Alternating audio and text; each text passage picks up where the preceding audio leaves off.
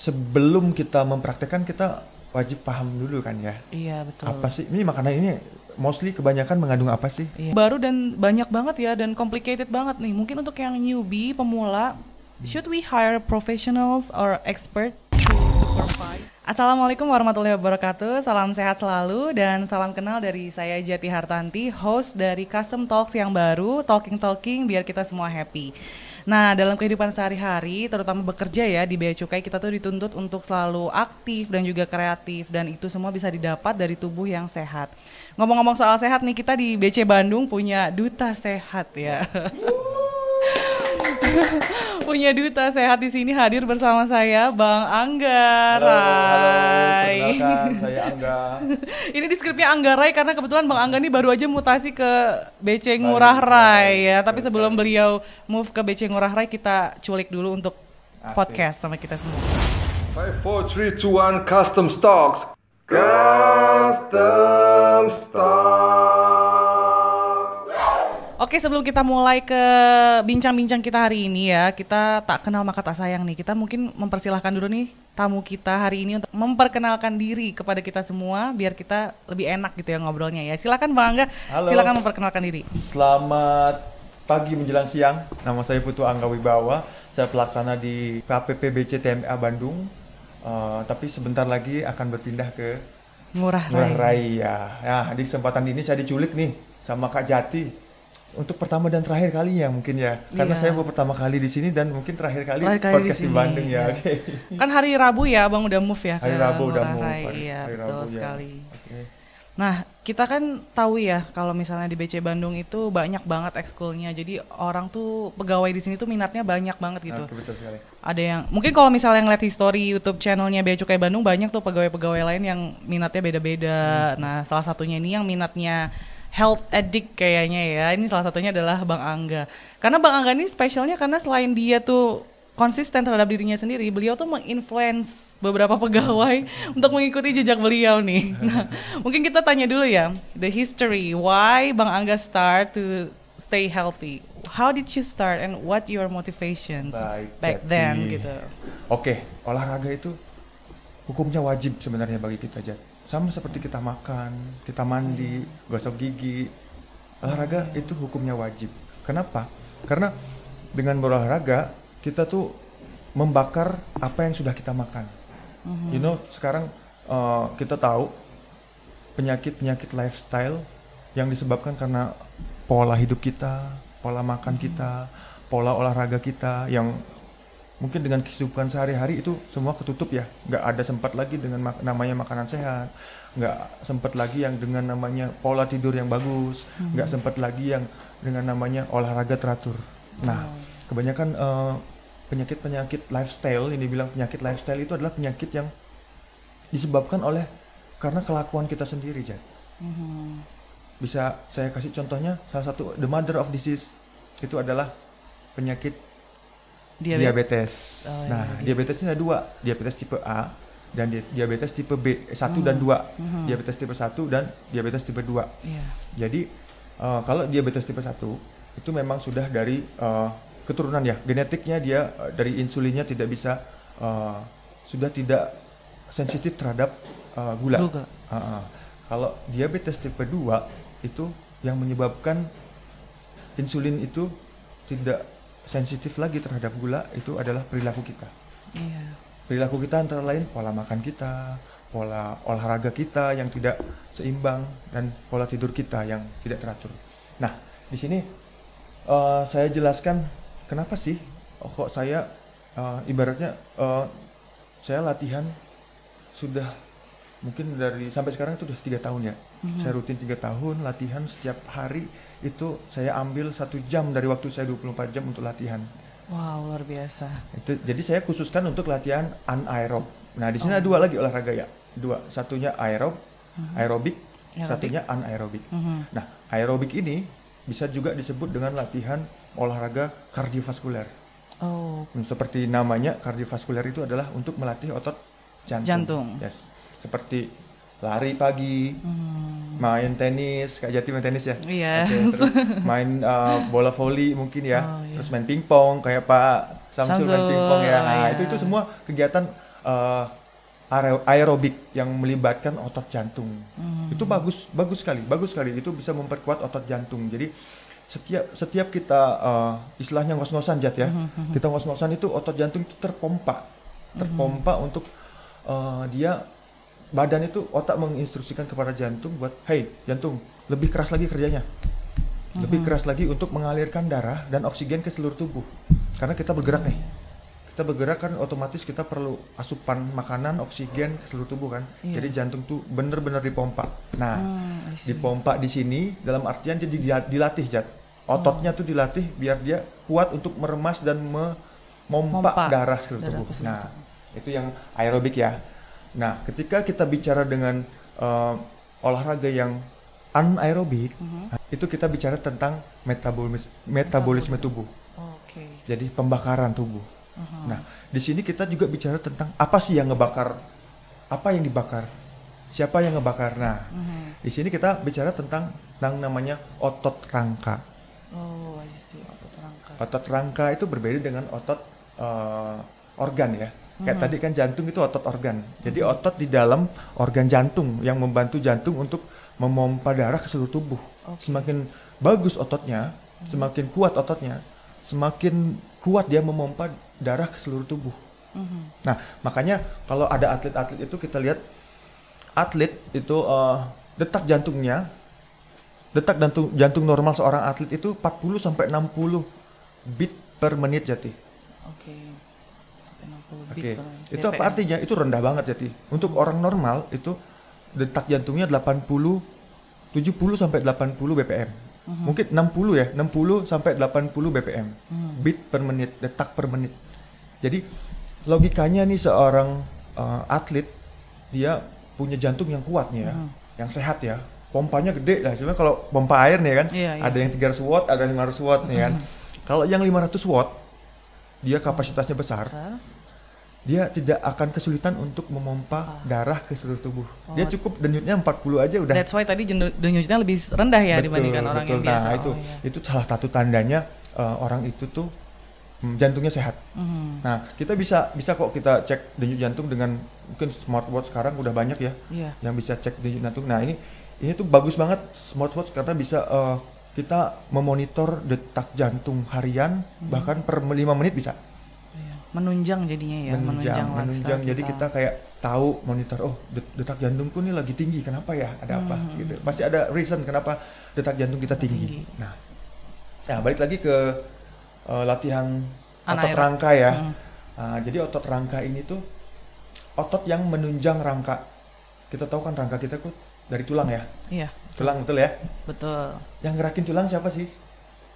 Sendi. Otot. Sendi itu cuman tumpuan tulang ya. Tapi yang kita gerakan, nah ini otot, semua otot. Itulah disebut otot rangka. Ketika otot rangkanya bagus, volume ototnya besar, maka rangkanya akan kuat ya. Bener kan? Iya betul. Logika ketika otot kita besar kuat, rangkanya pasti kuat. Karena ditunjang oleh otot tersebut. Betul. Ditunjang. Kalau ototnya kecil, kita ngangkat yang berat itu jadi rangkanya tuh nggak ada yang menunjang ada yang membantu gitu. Nah, seperti itu. Tapi ini this is interesting. Saya juga sendiri baru tahu nih ada jenis olahraga, jenis workouts ya tadi, aerobik dan juga anaerob. Ini penting juga mungkin ya informasi buat teman-teman kita semua. Tapi kalau ngomongin aerobik dan anaerob itu how is the best compositions between aerobik dan juga anaerob? Kita harus mengcombine kedua tersebut atau mungkin anaerob is the best? Betul. We don't need aerobic or something. Betul. Nah, bicara tentang combine olahraga, kalau saya di sini sudah 3 tahun saya menjalani olahraga yang kebanyakan anaerobik ya. Yang kebanyakan anaerobik. Which is weightlifting berarti ya? Betul.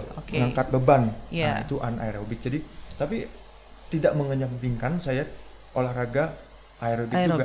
Yang saya ambil itu renang. Oh, I see. Olahraga kardio saya renang.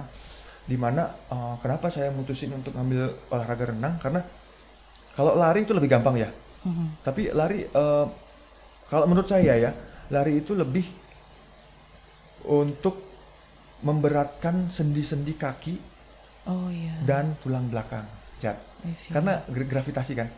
Dan kita lari itu pasti ada tekanan di setiap langkah kita. Nah itu menurut saya pribadi itu lebih bisa mengikis tulang lutut. Tapi untuk pelari-pelari yang sudah berat badannya ringan nih nggak masalah.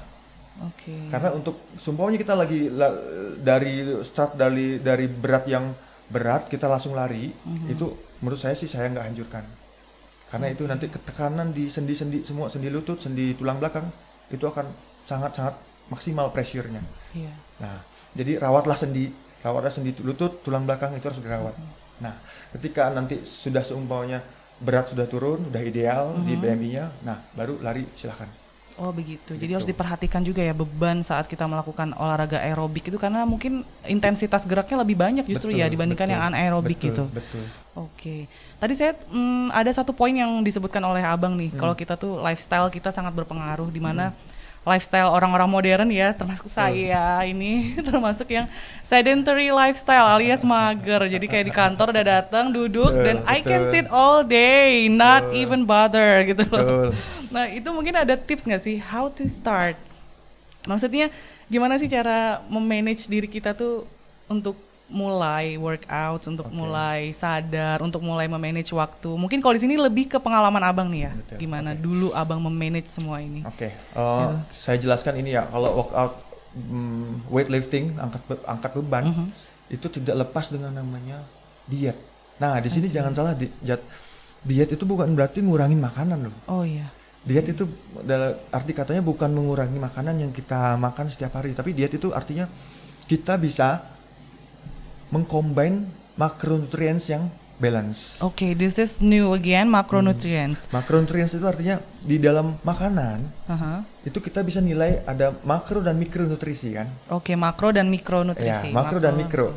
Makro itu ada 3. Karbohidrat, lemak dan protein. Ya ini yang sering kita dengar ya, makro itu karbohidrat. Jadi 4 sehat 5 sempurna dulu kan ajaran kita. Nah, untuk mikronutrients itu kandungan-kandungan mikro seperti vitamin, mineral dan zat-zat lain penunjang kesehatan tubuh. Nah itu tuh mungkin banyak ditemukan di suplemen ya. Suplemen sekarang, suplemen makanan itu sudah banyak. Ya ada namanya vitamin D3, mungkin Jati udah tahu ya, vitamin D3, vitamin C, vitamin K, vitamin lain-lain lah. Terus ada yang namanya mineral. Nah mineral ini antara lain kayak kalsium pembentuk tulang, magnesium, zinc. Nah seperti itu. Itu sangat-sangat esensial, sangat dibutuhkan sama tubuh. Oke, jadi saat Abang memutuskan untuk rutin melakukan olahraga weightlifting atau anaerob ini, Abang sangat memperhatikan makro dan mikronutrien. Nah itulah. Jadi kita sebelum kita mempraktekkan, kita wajib paham dulu kan ya. Iya betul. Apa sih ini makanan ini mostly kebanyakan mengandung apa sih? Iya.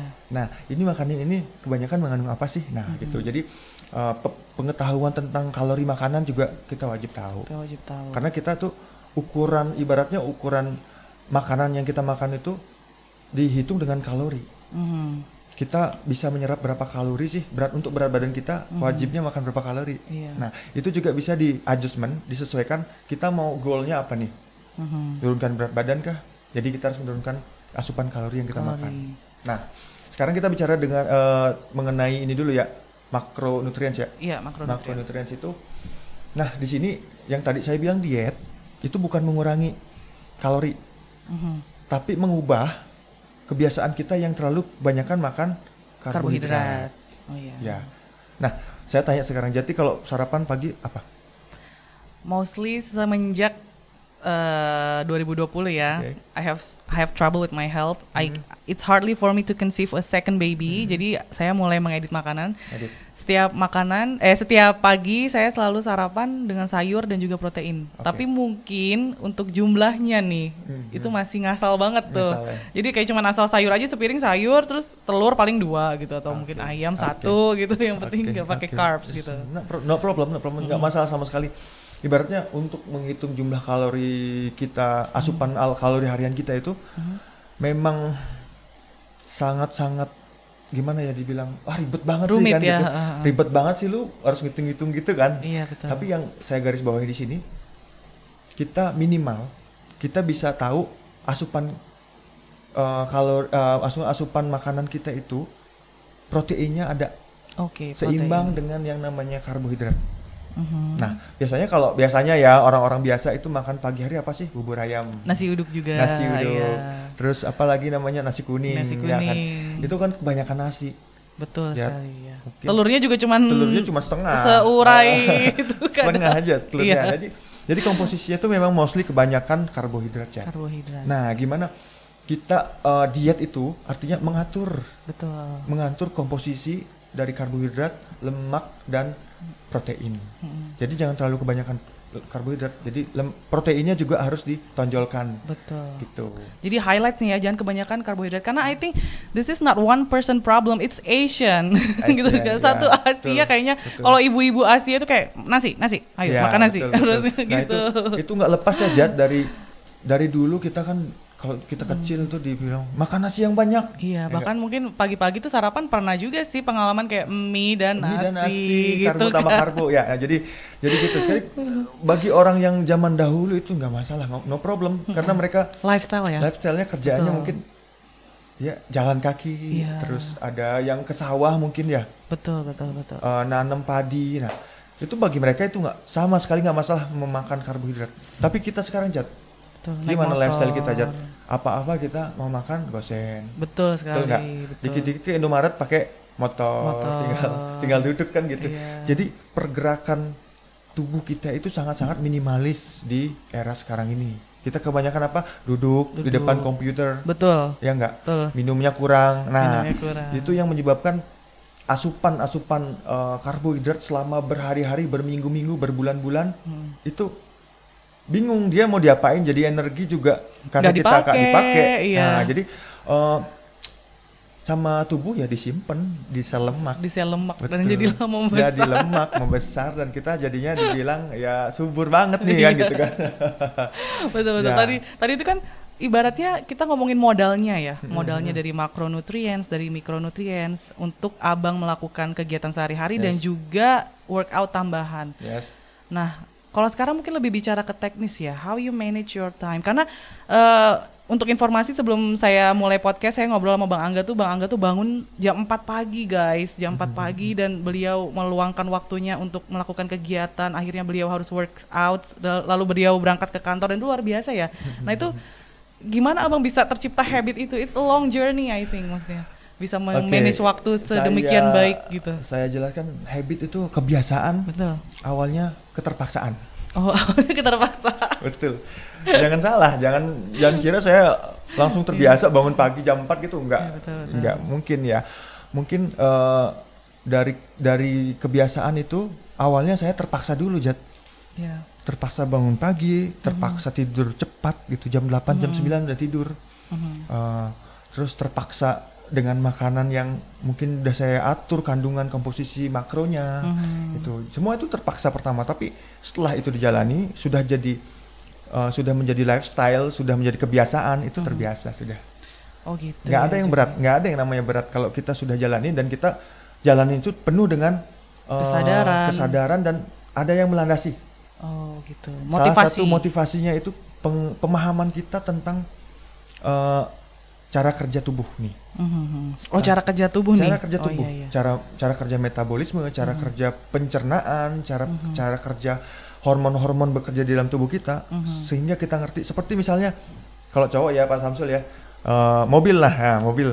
Kita tahu cara kerja mobil, pasti kita ngerti. Oh, seumpamanya nih, jangan langsung gas ketika kita mau panasin mobil.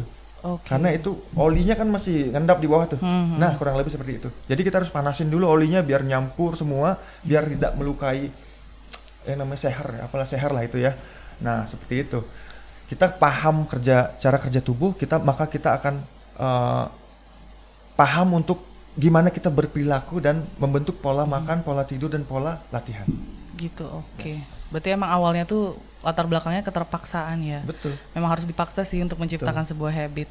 Tapi kadang ini kalau misalnya kita bicara dengan tentang general excuse nih, orang-orang kan pada bilangnya, tapi aku tuh nggak ada waktu, aku tuh pagi berangkat kantor, terus pulangnya malam, nah nggak ada. Mungkin ada tips nggak? Mungkin di sela-sela waktu tersebut, waktu yang kita bilang nggak ada, gimana sih kita bisa memanfaatkan waktu-waktu tersebut untuk Yes. workouts Oke. atau mungkin jenis workoutsnya apa yang untuk pemula, how to start ini untuk orang-orang yang penuh excuse ini gitu, termasuk saya ya Nah, maksudnya. gini Jad, makanya tadi saya bilang saya terpaksa bangun pagi jam 4.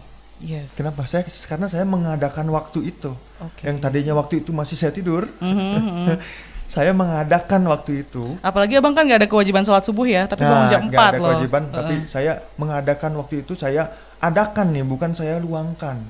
Oke. Beda, diluangkan, kalau diluangkan, saya luangkan lah untuk ini kan gitu. Iya, Kalau saya spesial, saya mengadakan waktu itu buat sedikit saja sejam untuk berolahraga, jadi saya bisa membentuk suatu pola hidup yang lebih bagus, lebih baik Iya. gitu Jad. Jadi perubahan pola tidur mempengaruhi perubahan pola hidup juga. Jadi saya bisa berolahraga di pagi hari. Oke. Jam 6 saya udah mulai start olahraga sampai jam 7. Jadi olahraga tuh bukan tentang berapa lama olahraga. Jadi analoginya seperti ini. Seperti Jati sumpahnya mandi Jati kira-kira berapa menit sih? Ya 5 menit lah ya. 5 menit? Oh, Iya. cepat sekali Anda mandinya ya. Terlatih di Samapta 5 Samapta. menit. Terus Oke, jadi analoginya seperti ini. Kalau Jati lebih bagus yang mana? Mandi setiap hari 5 menit atau dikumpulin sebulan sekali 2 jam misalnya. Oh iya 5 menit sih ya. Betul ya, 5 menit ya? Betul, iya betul. Lebih bagus 5 menit Jati mandi tapi setiap hari gitu kan. Jadi kan badan Jati bersih terus, wangi terus. Oke. Ya, jadi nggak dijauhin sama anak-anak, nggak Iya. bau badan kan gitu kan. Bayangkan kalau kita seumpamanya sebulan sekali kita mandi, tapi kita 2 jam tuh mandinya kayak Deep clean mandi ya. besar gitu. Jadi besok-besoknya tetap aja jadi bau lagi dan kotor lagi. Iya. Nah itu analoginya sama seperti itu, kita olahraga itu setiap hari sejam cukup. Iya. Bahkan untuk pemula 15 menit cukup sebenarnya. Cukup Jadi. ya. Tapering up aja ya, Betul. 15 menit Ya, terus sebenarnya itu kemudian cukup. Tapi yang 30. penting konsisten. Oke. Setiap hari kita ambil. Oke, notes guys, konsisten nih, kita harus konsisten dan dimulai dari terpaksa dulu. Yes. Terus untuk part yang ini nih Bang, kan kayak tadi Abang bilang bahwa workouts itu ngaruh ke metabolisme ya. Betul. Terutama yang anaerob ya. Betul. Nah, ngaruhnya itu di part apanya? Kenapa dia bisa berpengaruh? Why Ke workout? metabolisme Iya, ya? ke metabolisme. Jadi begini, ibarat otot kita itu, otot rangka itu adalah bagian tubuh yang paling rakus Oke. akan sumber makanan ya, sari makanan. Dan dia akan wipe up, membakar semua asupan gula, Mhm.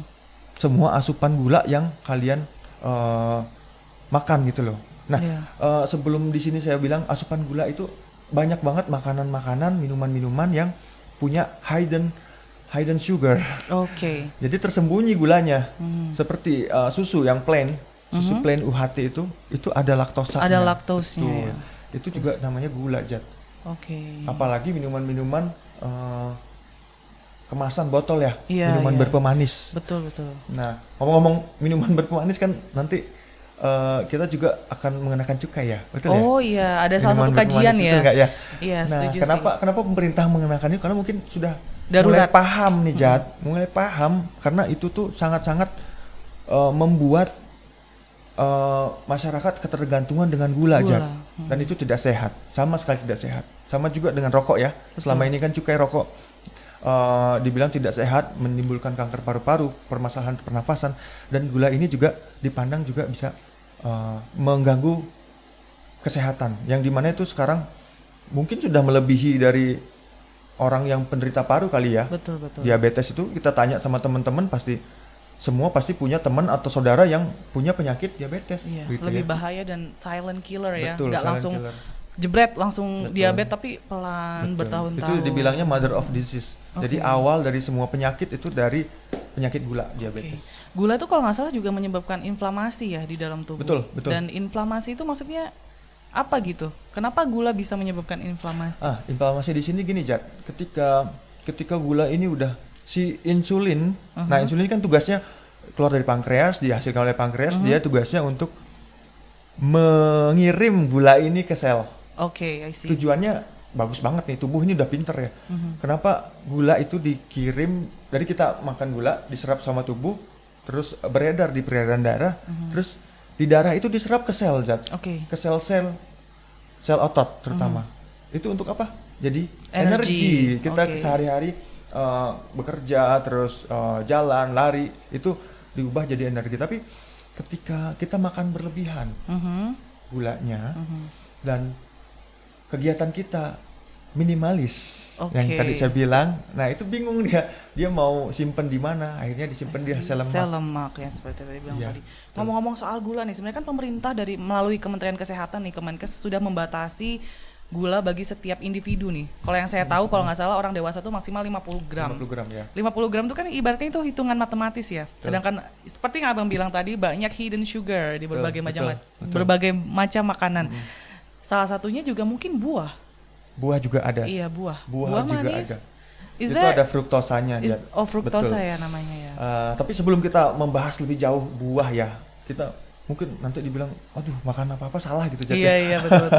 Nah, jadi saya menggarisbawahi di sini untuk yang baru masuk ke maksudnya Healthy lifestyle. itu mending makan buah daripada minuman Minuman berpemanis. berpemanis, Ya, iya. saya mending menyarankan buah itu karena fruktosa itu lebih ke ada mengandung serat.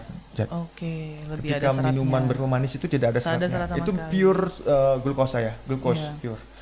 Karena kalau langsung berubah drastis gitu ya, seperti ada orang-orang yang sweet tooth gitu, kayak sukanya makanan manis. Jadi habis makan tuh ibarat kata ada orang yang aduh nggak Pengen ngerokok yang nih. manis-manis. Kalau ini aduh Betul. nggak ada coklat nih, nggak ada apa nih. Jadi mungkin bisa Karena substitutnya buah ya. Buah, gitu. iya betul. Karena gula itu addicted, Oke. menimbulkan ketergantungan, ketagihan. Jad. Ketagihan betul.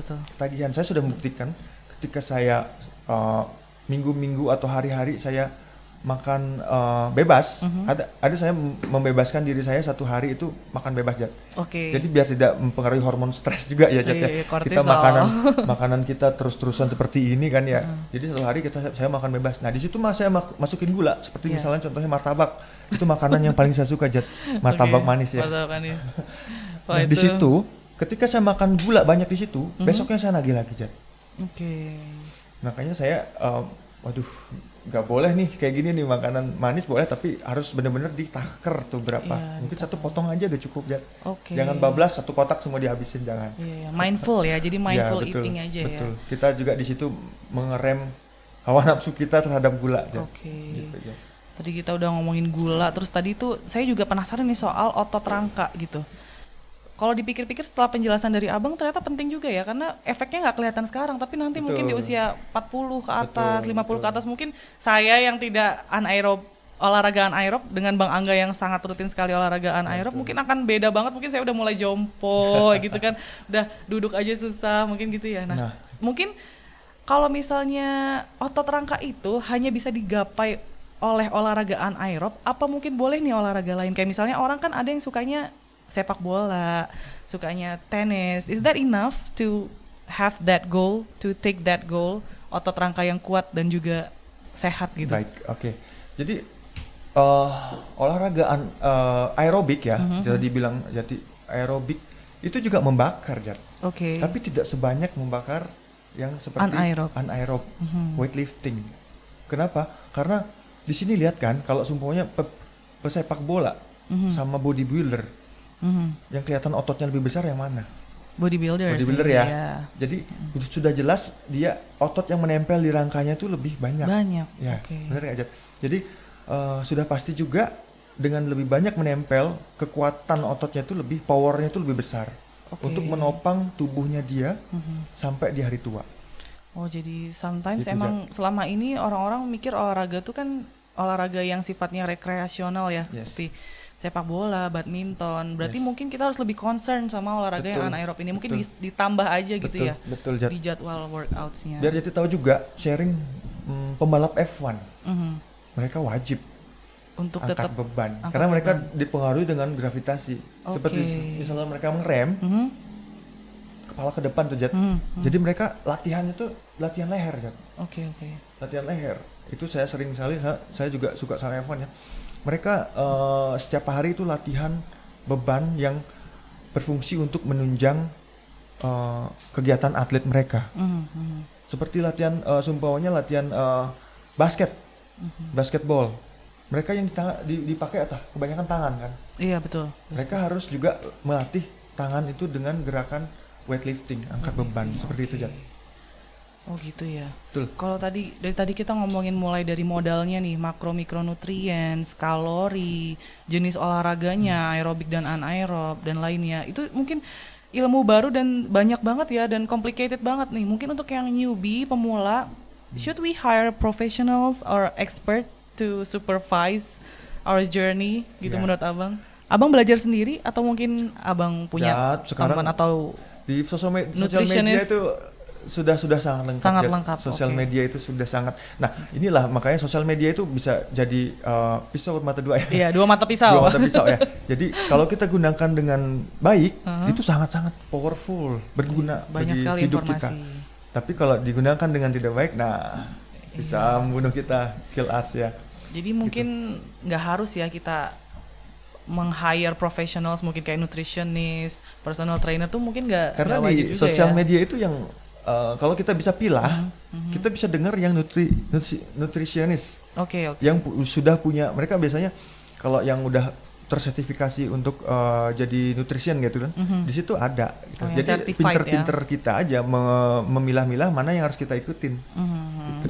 Mana yang kita follow. Lalu Bang, ini untuk olahraga anaerob nih, weightlifting. Kalau Abang kan saya taunya Abang meluangkan waktu sangat pagi sekali untuk pergi ke tempat olahraga ya.